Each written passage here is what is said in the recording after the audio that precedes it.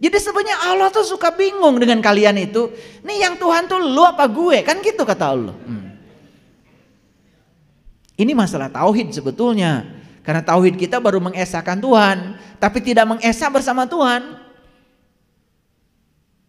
Yang dibutuhkan dari tauhid itu bukan mengesahkan Tuhan, mengesah bersama Tuhan. Makanya leluhur kita mengatakan manunggaling kaula lan Gusti.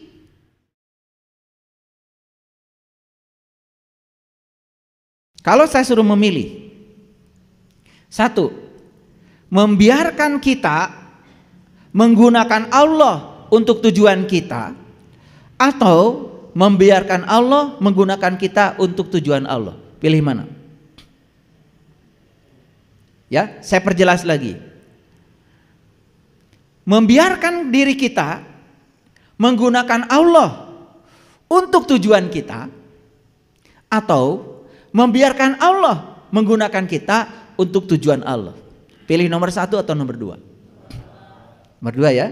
Nah, kalau disuruh milih pasti milih yang benar. Di sini, di hidup beda. Baik ya. Kalau kita mau membiarkan diri kita digunakan Allah untuk tujuan Allah, itu sudah pas. Mengapa? Oke. Kalian suka berdoa? Suka berdoa? Ini mulai dicek, masuk data. Suka berdoa kan? Oke. Doanya ngatur-ngatur Allah kan? Supaya Allah ngikutin keinginanmu, bukan? Ketika Allah mengikuti keinginanmu, kamu sebut Allah mengabulkan doaku, begitu? Ketika Allah tidak mengikuti keinginanmu, maka kamu bilang Allah tidak mengabulkan doaku, begitu kan? Bahkan sombong, ketika Allah selalu mengikuti keinginanmu, kamu mengatakan dirimu soleh kan? Jawab dulu, ini data.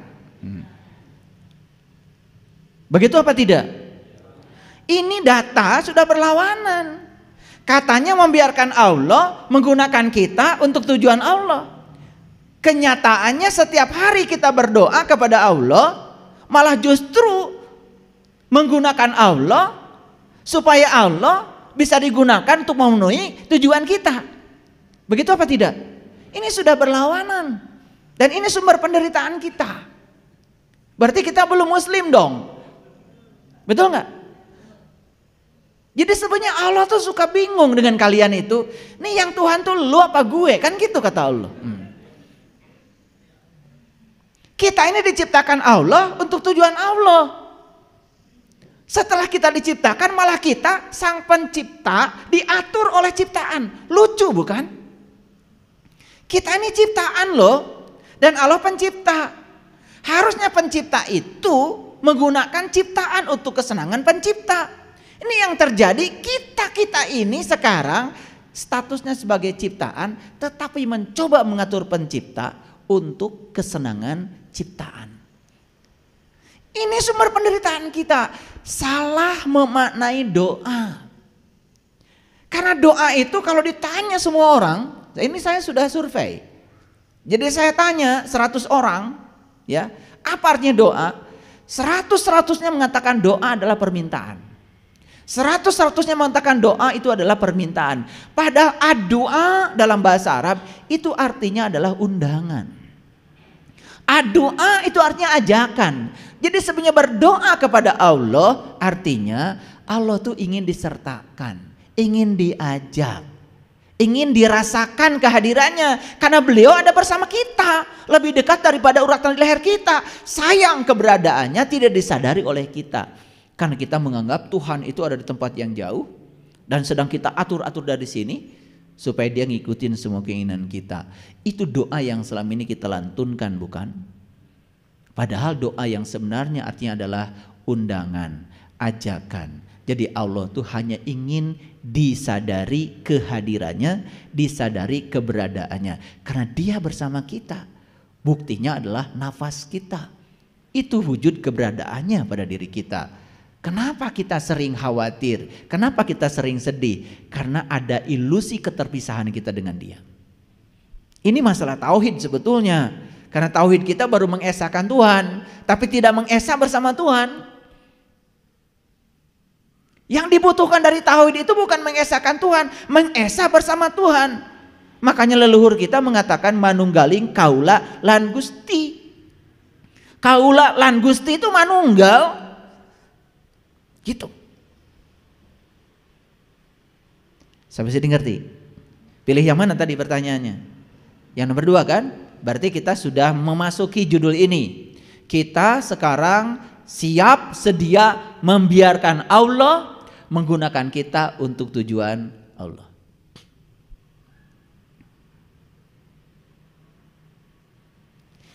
Kita mesti berjuang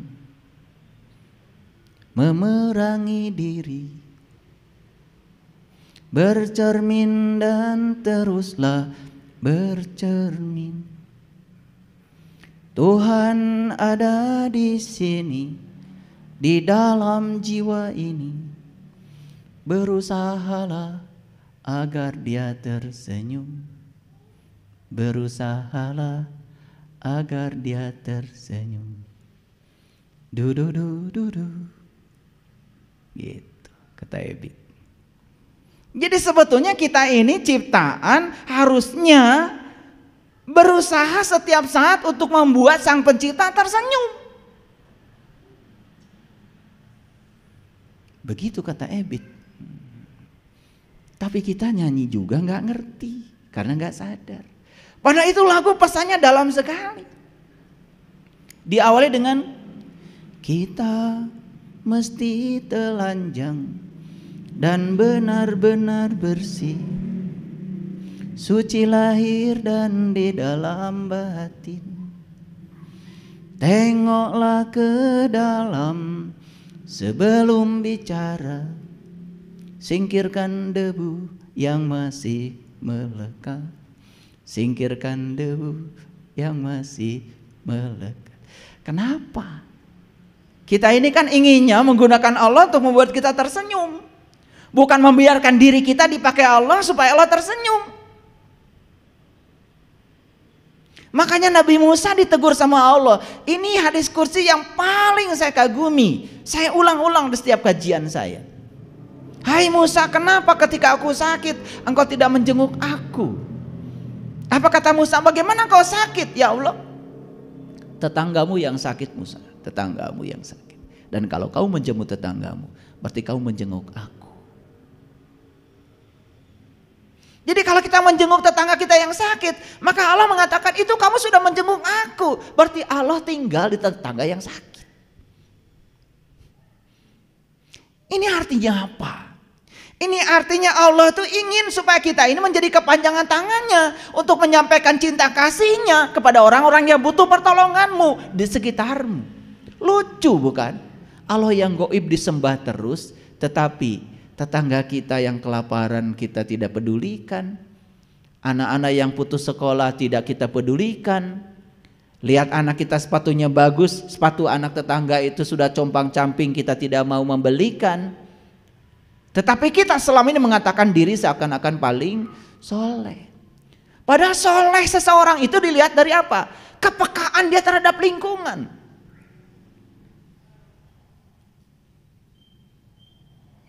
Malam-malam saya lewat jalan apa itu Profesor Sutami itu, yang Setrasari itu. Ada orang pikul sapu, jualan sapu lidi malam-malam. Itu udah di atas jam 10 malam. Hujan rintik-rintik. Dan ternyata orang ini cacat kakinya. Jadi kakinya tuh sebelah digusur, mana memikul sapu lidi sebanyak itu. Malam-malam. Itu sulit untuk berhenti mobil di situ. Dan saya cari tempat untuk memarkirkan mobil saya. Saya belok dulu ke Jalan Sukahaji, saya taruh di situ. Kemudian saya samperin. Ya udah. Saya kasih uang. Agak besar memang saya kasih uang. Nangis dia. Dan ketika dia menangis, yang meluap-luap di sini adalah kebahagiaan saya yang luar biasa. Jadi ternyata bahagia yang meluap-luap itu sesederhana itu. Ketika kita peka pada orang lain yang kemudian berhenti dan kemudian kita memberi kasih yang besar. Bahkan di Quran dikatakan tidak disebut memberi kalau kamu belum bisa memberi yang kamu cinta. Kalau kita memberi yang sudah tidak terpakai di kita, itu bukan memberi, bukan suatu pemberian. Kalau kalian ngasih 2.000, 5.000 karena itu sudah tidak terpakai oleh kamu, bukan pemberian itu. Itu membuang sampah sebetulnya. Sama seperti kamu punya makanan banyak di rumah dan kemudian setelah kamu kenyang, kamu kasih sisanya kepada tetangga. Itu bukan pemberian. Niatkan dari awal, saya masak banyak karena saya ingin berbagi dengan tetangga biar mereka kebagian. Tapi kalau kita niatnya supaya kenyang perut kita, kalau ada sisa kita bagi kepada mereka, bukan pemberian. Dan kita selama ini membungkus pemberian kita seakan-akan dengan kedermawanan kita. Baru kita ngasih sepatu karena sudah tidak dipakai, baru ngasih baju karena sudah bekas tidak dipakai. Padahal kata Allah, berikanlah yang kamu cintai. Baru itu menjadi sebuah pemberian. Dan kenapa pemberian kita selama ini tidak berkah? Tidak membawa berkah kepada kita. Satu, bermuatan. Dan yang kedua, apa yang kita berikan itu sesungguhnya barang-barang sisa. Kalau kamu punya uang 1 miliar dan kamu ngasih 100.000 pada orang, bukan pemberian. Karena kamu sudah kelebihan. Dan pemberian itu apa yang kamu cintai. Ini latihan. Harus melatih diri untuk itu. Ini soal kepekaan. Dan saya pernah cerita, ada orang terus setiap kali dia habis jualan dikepung oleh penagih, sampai habis hasil jualannya hanya untuk bayar bunganya saja. Dan saya samperin ke situ, habis ibu uangnya, habis. Itu pun tidak selesai, utangnya tambah besar. Jadi asalnya 20 juta, utangnya jadi 25 juta. Padahal saat itu dia berutang bukan untuk makan, karena dia harus ke rumah sakit. Dan dia ditahan oleh rumah sakit karena tidak punya uang untuk keluar dari rumah sakit. Terpaksa dia pinjam uang geledek. Saya sebut uang geledek aja. Mohon maaf, saya bayarkan utangnya 25 juta. Dan saya bikinkan rumah, 2 lantai saya bikinkan rumah. Setiap ketemu saya cuma nangis. Setiap saya melihat tangisan dia, kebahagiaan saya meluap-luap.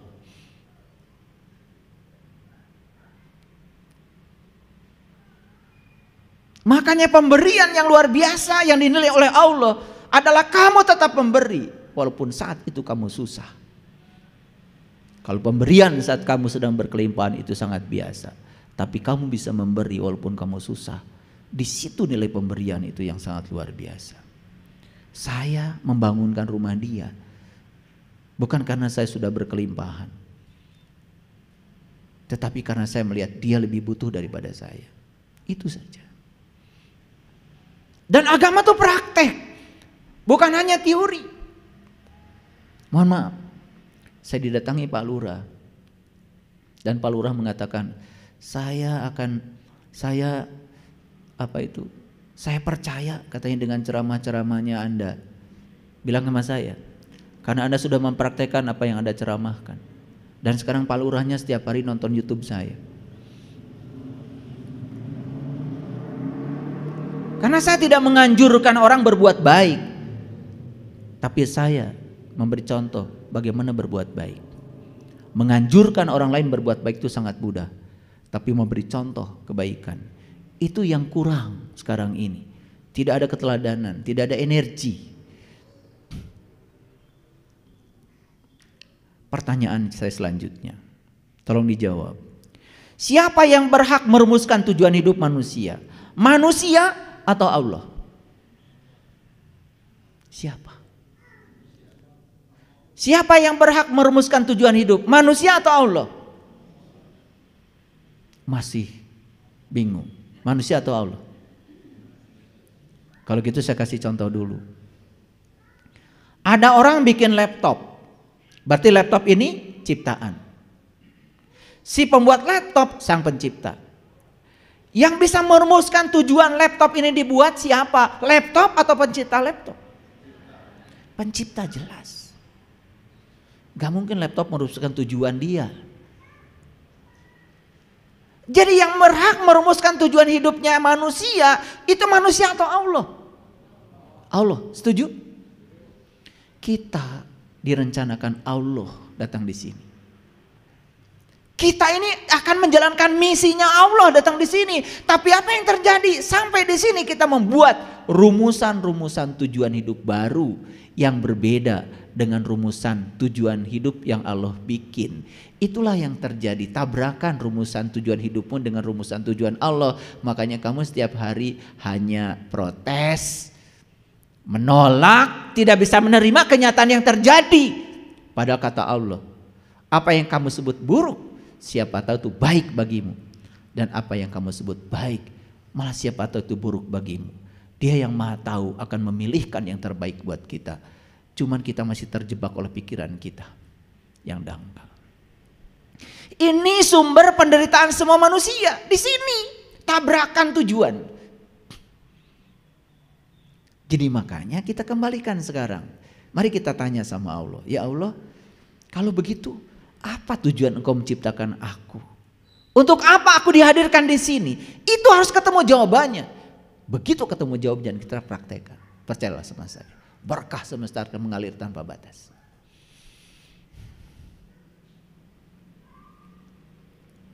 Jadi manusia itu adalah ciptaan, sedangkan Allah sang pencipta manusia. Siapa yang paling tahu tujuan manusia diciptakan? Bukankah Allah? Yuk sekarang saya tanya, Bapak Ibu, lihat di cermin, pandang tubuhmu. Kenapa Allah menciptakan mata saya dan diletakkan di sini? Kenapa menciptakan telinga saya bentuknya seperti ini? Dan kenapa diletakkan di sini? Dan kenapa jarak mata dengan telinga itu seperti ini? Dan kenapa di sini disediakan anak telinga? Kenapa bentuk telinga seperti ini? Rabbana ma khalaqta hada. Tidak mungkin ada satu ciptaannya yang tidak direncanakan. Pertanyaan selanjutnya, apakah benar kita selama ini menggunakan tubuh kita sesuai dengan tujuan Allah menciptakan tubuh kita? Kenapa Allah menciptakan tangan kita 5 jari? Kenapa jari yang ini, ibu jari, jauh jaraknya dengan telunjuk? Kenapa tidak sama panjang? Pernah menemukan jawaban ini? Saya pastikan kalian baru lihat tubuh fisik saja, belum menemukan jawaban. Kalian akan menggunakan tubuh kalian semau kalian. Itu juga sumber penderitaan. Akibatnya kita tidak bisa menggunakan tubuh ini untuk membuat Allah tersenyum. Padahal kata Ebit, berusahalah agar dia tersenyum. Berusahalah agar dia tersenyum.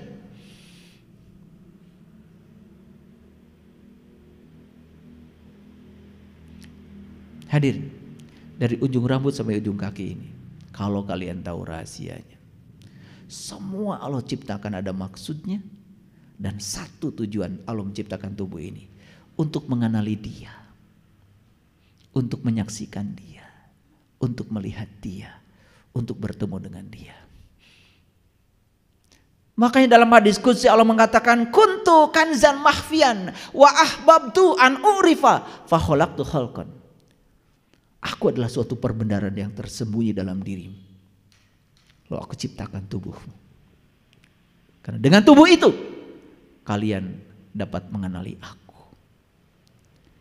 Yuk sekarang tanya, tubuhmu selama sekian puluh tahun di semesta ini digunakan untuk apa? Semua digunakan untuk kesenanganmu, bukan? Itu bukan? Sekarang pertanyaan, sudah tahukah cara menggunakan tubuh untuk kesenangan Allah? Belum tahu. Bagaimana kita bisa menyenangkan yang lain? Makanya kita dalam hidup semua berorientasi pada diri sendiri, tidak pernah berpikir orang banyak. Itulah yang menyebabkan hidup kita, mohon maaf, kekurangan nilai guna di ruang kehidupan. Karena semua yang kita hasilkan buat kita, betul? tidak pernah memikirkan orang lain. Makanya ciri manusia paripurna dalam rumusan orang Sunda itu kan ada 6. 1, nulung kanu butuh. 2, nalang kanu susah. 3, ngahudangkeun kanu sare. 4, nyaangan kanu poekeun. 5, nepak kanu poho. 6, nganter kanu keung. Itu rumusan manusia paripurna. Kalau saya menyebutnya itu rukun imannya leluhur kita. Keren sebetulnya. Dan Quran 30 juz itu sudah terangkum di 6 itu sebetulnya. Bagaimana orang tua kita membuat rumusan yang keren. Tapi berapa banyak anak-anak sekarang, anak-anak muda sekarang ini mau memperhatikan pesan leluhur yang begitu luar biasa itu. Subhanallah.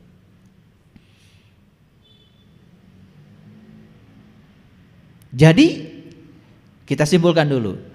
Kalau begitu semua ciptaan dicipta oleh Sang Pencipta untuk kesenangan siapa?